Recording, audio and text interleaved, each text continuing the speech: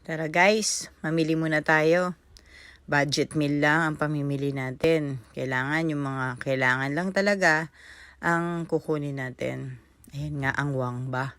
At ang sibuyas, ang mahal ng per kilo ngayon guys. So, ilan-ilan lang muna ang bibilhin natin. Pailan-ilan, kung ano lang ang kailangan. Yan ang pipino. Paminsan-minsan, nagkikrave tayo sa pipino.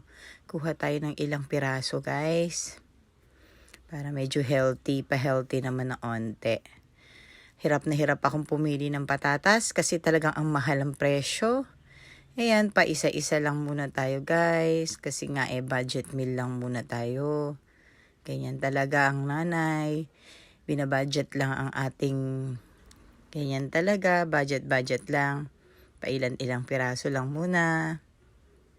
Ganyan, ang mga gusto lang ng mga bata kainin para hindi naman nasasayang. Sa mga ganyan naman po, nako paminsan-minsan lang at masama naman sa ating health yan. Kuha din tayo ng gatas para sa cereal. Yan. Konting juice. Paminsan-minsan kasi ang taas sa sugar niyan. So, ilan pieces lang din po guys. Gaya nga na sabi ko, budget meal. Kuha tayo ng decaf. Yan muna ang ating kape ngayon dahil nasira ang aming coffee maker. Yan, meron tayong coffee mate.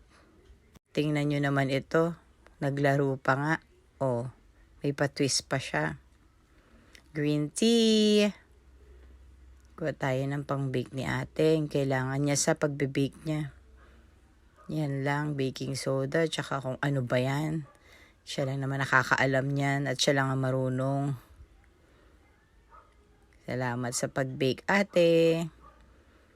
Gawa din tayo ng paborito niya. Yan ang paborito niyang ulamin eh. Pagka talaga namang nagkatamara ng magluto. Yan, gatas ni Gian. Maharlika. Kakaloka ang presyo. Ano nagpa-cute pa nga ang bata. Nakakatuwa ang batang yan. At tayo ng mga essentials lang. So, ayan guys, magbabayad na tayo. Siyempre, utang lang. Utang lang muna, saka na ang bayad.